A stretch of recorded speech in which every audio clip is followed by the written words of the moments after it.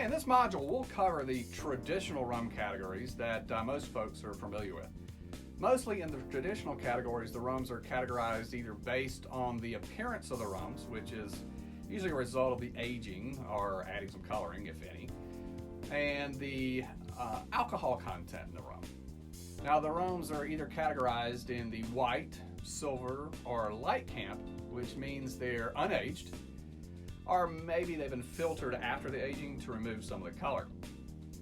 Gold rums, that means they've either been aged for a bit or had some coloring added to give that impression of aging. Now, dark rums, sort of like the gold rums, have probably been aged, but they're simply darker, more than likely due to some coloring that's been added by the producer. Now, an aged rum, that's simply that. It's just been aged for a certain amount of time, either by resting in a barrel for a specific amount of time, or via the Solera method. And if you remember, we discussed that in the How Rum is Made section of your Rummelier training. Now, put a little bit of caution here though.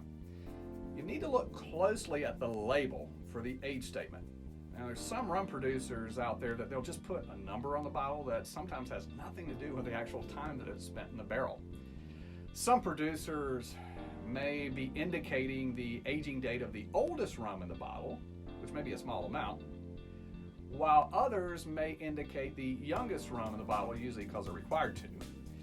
Now, if you're in doubt about this, just do a bit of online research, and that may help you find out the truth, but not always, unfortunately. Rum agricole, that's a French term that means that it's been produced directly from the juice of the sugarcane. There's a designation out there called the AOC, or Appellation d'Origine Contrôlée. I know my French is bad, but it's unique to Martinique, and it doesn't really define the category of cane juice rum or rum agricole. For a rum to have the AOC designation, it means that it's met certain local standards. Now, we'll cover this more in depth in the Governing Organizations Masterclass later.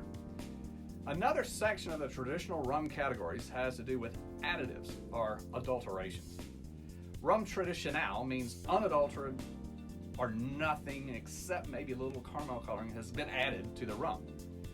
Spiced or flavored means that some flavorings, and there are a lot of variations out there, have been added to the rum to change the final taste of that rum. Now, as we discussed in the How Rum is Made section, the distinction between these two is a major controversy in the rum world due to really more the inconsistent labeling standards by the producers out there. Now finally, the traditional rum categorization system addresses the alcohol content. Most rums out there, they fall into the 40 to 45, 47% ABV range, and some are considered overproof. And they're labeled by such terms such as Navy or gunpowder, which is 57% ABV, which is the strength that the English Navy demanded when they bought their spirits from their rum suppliers. Usually the extremely high proof rums out there, like the 151 that we're all familiar with, they're usually labeled with the proof, not the ABV, which is then prominently displayed. Well, that's this module for rum, the traditional rum classification system. Head on over, take your knowledge assessment. Hope you enjoyed it.